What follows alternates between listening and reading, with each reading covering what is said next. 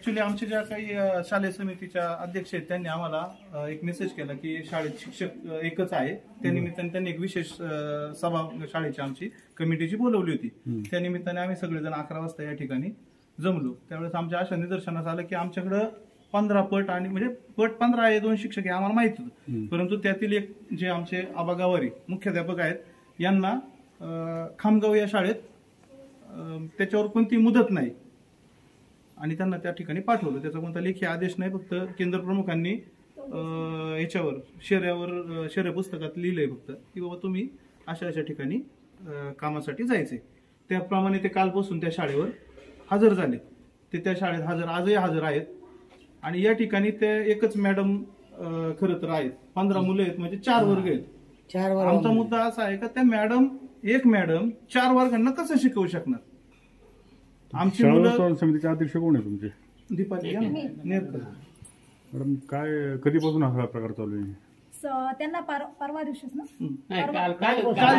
कालच सर गेलेत आणि आम्हाला माहिती पण नव्हतं. मग त्यामुळे मग त्यांनी आम्ला हे आज कळालं. मग आम्ही मीटिंग बोलावली आणि मग हे सगळे ग्रामस्थ वगैरे आले. किती 1 ते 4 आहे का इथं?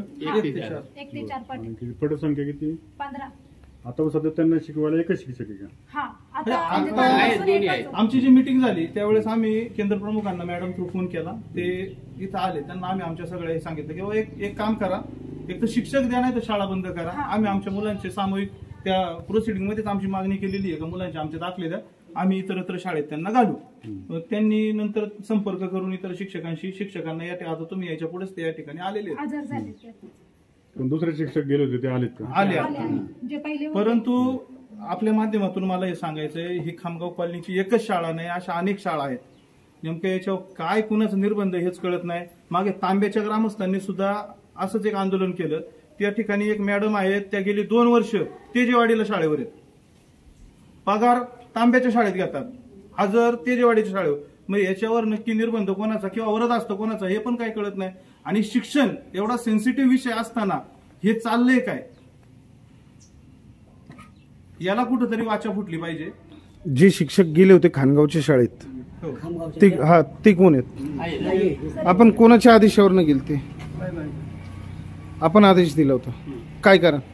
इथं खामगावमध्ये शिक्षक संख्या कमी आहे, पट जादा आहे आणि त्या मुलांचं शैक्षणिक नुकसान होणं इथं पट थोडा कमी आहे. त्या मुलांचं थोडं शैक्षणिक नुकसान होऊ नये, ते भरून निघावं म्हणून थोडे दिवस त्यांना. तुमचा मुद्दा जरी रास्ता असला तरी बदलापूरला कालच एक घटना झालेली आहे. अशीच लहान लहान मुलं होती, त्यांच्यावर अत्याचार झाला. मग इथं एका शिक्षिकेच्या भरोश्यावर तुम्ही सगळे मुलं सोडून देताय, काय नेमकी? मग शिक्षकांची संख्या वाढवली पाहिजे का इथले कमी केले पाहिजे? नाही, शिक्षक नवीन भरती नाही ना, त्यामुळे सध्या कमी आहे. जिथं कमी आहे तिथले शैक्षणिक नुकसान होऊ नये म्हणून कुठेतरी थोडीशी आदेश नाही. तिकडचं शैक्षणिक नुकसान न होण्यासाठी तुम्ही या मुलांचं शैक्षणिक नुकसान करताय, या मुद्द्यावर कोण लक्ष देणार? ही पण मुलंच आहेत ना, यांचं पण शैक्षणिक नुकसान होतंय ना. इथं मुलांचं कोणी कारण इथं जवळ वाघाचे हे जवळ आहे, ते बारीक बारीक मुलं आहे. ते मुलं होते, आम्ही पालक शाळा सुटेपर्यंत थांबतो आणि मुलं घेऊन जातात. मायडोवरून काय काय ठाकरवाड्यावरून मुलं इकडे येतात, आणतात. म्हणजे बिबट निवारा केंद्र अगदी जवळ बारीक बारीक मुलं आहेत, कशी जाणार? वाडीत वर जाणार, मायडोच्या वाडीत नेणार, कशी नेणार? पालक आल्याशिवाय तर संध्याकाळ जाता येत नाही. बिबट निवारा केंद्रामध्ये तर काय काय होतं, म्हणजे काय काय? बिबट निवारा केंद्र इथं 100 मीटरच्या अंतरावर आहे. त्यांना जे काही त्यांचं खाद्य आहे ते ज्या वेळेस उरलेलं जे वेस्टेज आहे, आता मी पण स्वतः तिथं कामाला होतो त्याच्यामुळे त्याची कल्पना मला पण आहे, ते या शाळेच्या इथं कोपऱ्यावर आणून टाकलं जातं म्हणजे आतमध्ये. ते जे वेस्टेज आहे म्हणजे आपण पाहतो का वाघाने शिकार केली तर त्याच्यावर जगणारे अनेक प्राणी आहेत. मग लांडगा असेल, कोल्हा असेल, कुत्रा असेल. मग तिथं काय होतं, हे कोल्हे, लांडगे, तरस वगैरे जे आहेत ते त्या उरलेल्या खाद्यावर त्यांचं उपजीविका करण्यासाठी येतात. मागे मला वाटतं मागच्या वर्षीच या शाळेमध्ये एक तरस पण आला होता.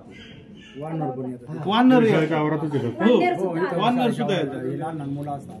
म्हणजे ती शिक्षकी शाळा आहे, जर 2 शिक्षक असले तर एक जण लक्ष आहे, बाहेर मुलं गेलेली आहेत टॉयलेटला वगैरे, तर लक्ष हे करा. एवढे जर वन्य प्राणी इथं येत असतील एवढ्या ह्याच्यात आणि वस्तीपासून ही शाळा थोडी अंतरावर आहे इकडं, इथं एक शिक्षक काय अटेंड करणार किंवा कसं ऍडजस्ट करणार ना त्या मुलांना? त्याच्यासाठी पालकांची सगळी आमची मागणी का 2 शिक्षक इथं कंटिन्यू पाहिजेतच. 4 वर्ग म्हणल्यावर 2 शिक्षक पाहिजे इथं. केंद्रप्रमुख साहेब खरं ही संवेदनशील शाळा आहेत की बाजूला बिबट निवारा केंद्र आहे, अनेक सरपडणारे प्राणी असतील किंवा वन हिंसक प्राणी या ठिकाणी येतात. 2च्या ऐवजी तुम्ही तर 3 शिक्षक ठेवायला पाहिजे. पण पट नाही ना सर आपल्याकडे. एखादा शिक्षक तर कर्मचारी तुम्ही ठेवला पटनिशी पाहिजे. ते पटाप्रमाणात आपल्याला 100% पट नाहीये, पण आहे का ते एकच तुम्ही विद्या करताय? इथं 1 ते 4 पहिली ते 4थी शिकवलं जातं, बरोबर. बरोबर. मग त्यांना एकाच वेळेस एकच शिक्षक कसं काय शिकवू शकतो? आपला क्रम सगळा वेगवेगळा आहे ना. 2 शिक्षक म्हणजे मंजूर पटानुसार आपल्याला पटानुसारच शिक्षक निश्चित होत मग असते. किंवा 2 जे आहेत ते तरी ठेवा अशी ग्रामस्थांची मागणी आहे. तुम्ही आहे. त्यातही कमी करताय. नाही, काय झाले सध्या शिक्षक नवीन भरती नाही सर, आणि त्यामुळे थोडस इतर मुलांचं उपविष्टांना पत्रात तुमच्या लिहा ना आणि त्यांच्याकडे तशी मागणी करा ना. साहेब, तुम्ही असं तोंडी त्यांना आदेश देऊन काढलं, हे असे सुलतानी फतवा झाल्यासारखं नाही वाटत? नाही तसं नाही. तात्पुरतं थोडंसं त्या 2 दिवस थोड्या दिवस त्या मुलांचं अवसर पण राज्याचं वातावरण काय चालू आहे असं याच्यामध्ये तुम्ही कसं असं निर्णय घेऊ शकता?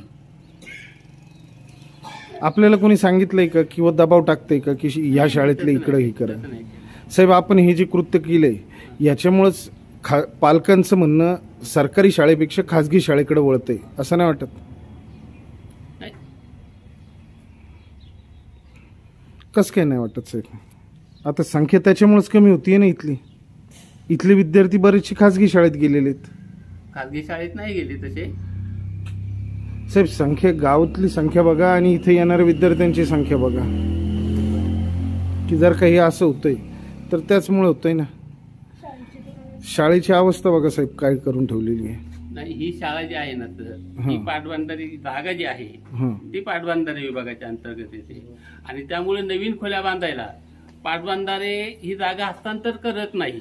100% बरोबर आहे, पण दुरुस्ती तर करू शकता ना साहेब. खोली बांधता येत नाही सर. नुसती दुरुस्ती तर करू शकता ना. या मुद्द्यावर मी बोलतो थोडं. मागच्या 5 वर्षाच्या कालखंडात मी या ग्रामपंचायतला सदस्य आणि या वार्डचा सदस्य आणि उपसरपंच म्हणून 3 वर्ष काम केलं. या कालावधीत आम्ही इरिगेशन डिपार्टमेंट असं जलसंपदा विभाग नारायणगाव यांच्याकडं या जागेच्या मागणीसाठी अनेक वेळा पाठपुरावा केलेला आहे. या शाळेची अवस्था खरं तर आपण आतमध्ये येऊन शूटिंग पावसाळ्यात या शाळेची हाईट जास्त आहे, हवा जास्त असते, ढापे उडाले. आता सुद्धा पाऊस आला तर मुलांच्या इथं पाणी पडतं आणि जो धापा उडाला तो या इथं पुढे पडला होता. जर मुलं त्यावेळेस मधल्या सुट्टीसाठी बाहेर असती तर 100% त्या मुलाच्या एखाद्या डोक्यात पडला असता, दुर्घटना घडली असती. आमचा मुद्दा असा, इरिगेशन आम्ही पाठपुरावा करतो, इरिगेशन पत्र फक्त घेऊन ठेवतात, याच्यावर कोणतीही कार्यवाही होत नाही. शालेय शिक्षण समितीने देखील यासाठी पाठपुरावा केलेला आहे. इरिगेशनला केलाय, जिल्हा परिषदला केलाय, जिल्हा परिषदला देखील केलेलं आहे की बाबा आम्हाला याचं मूल्यांकन द्या. जिल्हा परिषदेचं म्हणणं आहे इंजिनियरचं ही वास्तू आमची नाही, इरिगेशनची. इरिगेशनला देखील आम्ही मूल्यांकन मागतोय की बाबा हे काय याचं म्हणजे वापरण्यास योग्य आहे का नाही. आम्हाला कुणीही यासाठी सहकार्य करत नाही. खरं तर आम्ही आज केंद्रप्रमुख ज्यावेळेस आले त्यावेळेस सांगितलं शिक्षक आला नाही तर 3 वाजता आम्ही शाळा बंद करणार. पण आज आपल्या निमित्तानं मला एकच सांगायचं आहे, आमचे अध्यक्ष या ठिकाणी आहेत, ग्रामपंचायत सदस्य आहेत आणि पालक आहेत, ग्रामस्थ देखील आहेत. पुढील येणाऱ्या 1 महिन्याच्या कालावधीत आमच्या शाळेचा प्रश्न जर मिटला नाही तर आम्ही याच ठिकाणी सगळेजण आमरण उपोषणाला बसणार.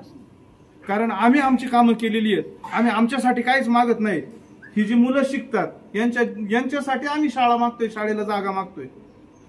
या मागे सुद्धा असंच झालं. अंगणवाडी आमची होती, मोडकळी साली इरिगेशनच्याच हद्दीत होती.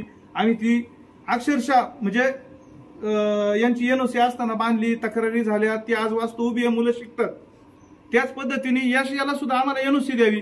खरं तर ग्रामपंचायतीला सुद्धा याची नोंद व्हायला पाहिजे. मी आता ग्रामपंचायतीची फेर आकारणी होती त्याचा सुद्धा अहवाल मागितलाय. इमारत उभी आहे, तुम्ही आकारणीसाठी आकारणी करू नका, पण याची नोंद का करत नाही? ग्रामपंचायत देखील आहे ना याच्यात सहभागी. याची फेर आकारणीला नोंद व्हायला पाहिजे. आम्ही म्हणतो जलसंपदाच्या नावाने करा, भोगवटदार कोण आहे, जीपशाळा आहे, पण ते सुद्धा या ठिकाणी होत नाही. तुमचा महसूल पण बुडतोय. नाही, माझ्याकडे जिल्हा परिषदेला मी माहिती अधिकारात माहिती मागवली होती की ग्रामपंचायतीच्या हद्दीत असलेली शासकीय वसाहत, शासकीय गोडाऊन, शासकीय कार्यालय यांच्या ग्रामपंचायत दप्तरी कर आकारण्यासाठी नोंद करू शकते का? करत असल्यास त्याबद्दल मला माहिती मिळावी. त्यांनी मला उत्तर दिलं नोंद करू शकते, तथापि त्याची कर आकारणी करता येणार नाही.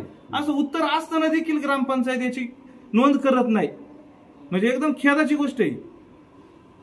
ग्रामसेवक मला उत्तर देतात की अजून कुणीच असं केलं नाही. अरे मग तुम्ही नाविन्यपूर्ण करा ना, तुम्हाला संधी आहे, तुमच्याकडे कागद आहे, सीओचं पत्र आहे, माहिती अधिकारातली माहिती आहे, नाविन्यपूर्वक काहीतरी तुम्ही करा. परंतु इथं त्यांची मानसिकता नाही हे सगळं करण्याच्या बाबत. आणि आमचा ग्रामपंचायतीला सुद्धा इशारा आहे, जर इथं ही शाळेचं काही झालं आणि आमच्या विद्यार्थ्यांना काही झालं, आम्ही ग्रामपंचायतला एकाही अधिकाऱ्याला सोडणार नाही. नाही, निवडणुका सुद्धा आम्ही सहकार्य करणार नाही इथून पुढे पाहणं. कारण शाळा छोटी आहे, समस्यांना छोट्या वाटतात, परंतु त्या समस्येतून जर काही घटना घडली आणि उद्भवलं, मुलं लहान लहान आहेत, जर छोट्या समस्या आहेत तुम्ही लक्ष देत नाही, परंतु ह्याच समस्या जर मोठ्या झाल्या तर मग या समस्यांकडे कोण नाही करायचं. प्रत्येक जण जर जबाबदारी झटकत असेल तर मग आम्ही मुलं इथं का ठेवावं. मग आज आम्ही सामुदायिक आहे ना, आमच्या पाल्यांचं आम्ही सामुदायिक मागितली, दाखले मागितले, पण केंद्र प्रमुख साहेबांनी सांगितलं तुम्ही थांबा, मी काहीतरी हे करतो. त्यांनी पर्याय नाही केलं, त्यांचं आम्ही अभिनंदन करतो की त्यांनी तात्काळ इथं शिक्षक हजर केली, याबद्दल आम्ही त्यांचा आभार मानतो. परंतु असं जर समजा होत असेल, ह्या इमारतीला जर जागाच अवेलेबल नसेल आणि इतक्या मोडकळीत आलेल्या इमारतीमध्ये जर आमची मुलं जर आम्ही इथं काय दिवसभर काळजी वाटते आम्हाला. पावसाचे आता एवढ्याला पाऊस जरा कमी म्हणून हरकत नाही, परंतु एवढं वारं आता पुन्हा चालू होणार, मग त्यावेळेला आम्ही काय करायचं. आम्हाला याच्यावर काहीतरी ग्रामपंचायतीने किंवा कुणीतरी आमची दखल घेतली पाहिजे. अन्यथा पुढच्या वर्षीपासून नाही, आम्ही आताच आमची मुलं बाहेर न्यायला तयार आहे. मग शाळा बंद पडली, शिक्षक पुढे जातील, काय होतील ते शासनाची जबाबदारी, ती आमची पालकांची जबाबदारी नाही. आमच्या पालकांची आमची जबाबदारी, आमच्या मुलाला सुरक्षा पाहिजे. केंद्रप्रमुख साहेब, आता ह्या सगळ्या याच्यावर आपण आपल्या स्तरावरून काही कारवाई केली आहे का पुढे? कशाची? शाळेच्या रिन्युएशन संदर्भात किंवा नवीन वर्ग खोल्या बांधण्यासंदर्भात आपण याच्याकडे काय पाठपुरावा केलाय का? याच्या बऱ्याच वेळा आपण, पण जागा नसल्यामुळे इथं नवीन इमारत नाही ना करता यायचं. जिल्हा परिषद काय म्हणते, जागा द्या आम्हाला, जागा असेल तर आपण इमारत बांधू. आणि इकडे पाटबंधारे विभाग परवानगी नसल्यामुळे आपल्याला जागा, त्यामुळे अडचण येते, बाकी दुसरी काय. मग त्याच्यावर पुढे उपाय काय? उपाय काय याच्यावर? उपाय आता पाटबंधारे विभागाने जागा हस्तांतर केली तरच आपल्याला इथे नवीन इमारत बांधता येईल. जर का नाहीच केली तर मग दुसरी जागा नाही का अवेलेबल करता येत? दुसरी जागा कुठेतरी हे करून म्हणजे याच्या स्वरूपात उपलब्ध करून दिली ना, तिथे आपल्याला इमारत बांधता येईल. शासकीय जागेचा खेळ आहे सगळा. तुमच्याकडे भरपूर शासकीय जागा आहेत, एखादी जागा का उपलब्ध होत नाही? आता विषयच हा आहे का इथं जी मुलं शिकतात ही सगळी स्थानिक जे इथले नागरिक आहेत त्यांची मुलं आहेत, जे काही कर्मचारी या ठिकाणी राहिले त्यांची मुलं आहेत. हे जे काही मुलं म्हणजे आता हे तानाजी आहेर यांचा नातू या ठिकाणी शाळेत आहे, यांचा नातू आहे, हे स्वतः धरणग्रस्त आहेत. म्हणजे हे धरण बांधण्यासाठी त्यांनी जागा दिली आणि त्यांच्या मुलांना आज शाळेत शिकायला शाळेला जागा नाही. शासन याच्यात एकदम निष्क्रिय आहे. म्हणजे हे जे काही जलसंपदा विभाग आहे ना, निष्क्रिय आहे. यांचं फक्त काम चाललंय दिवस भरवायचे, बाकी काय होईल त्याचं आम्हाला काय घेणं देणं नाही. आमचा मुद्दाच असा आहे, आता ग्रामपंचायतीने याला नोंद घातली ना, जलसंपदाच्या नावाने घालू द्या. आणि भोगवटदार कोण आहे? जिल्हा परिषद भरवते, म्हणजे भोगवटदार जिल्हा परिषद आहे. जर भोगवटदाराचा जरी उतारा भेटला तरी शासन त्याला फंड टाकेल ना. दुरुस्तीला साहेब आपल्याला फंड टाकता नाही येणार का जर जिल्हा परिषदेचा ग्रामपंचायतचा उतारा आला तर? परंतु ग्रामपंचायत सुद्धा त्याच्यावर लक्ष देत नाही. आताच मगाशी एक पालक बोलले, नेरकर वस्तीला चांगल्या खोल्या होत्या त्या पाडल्या, नवीन बांधल्या. आपण जिथं खरंच परिस्थिती गरज आहे त्या ठिकाणी द्या.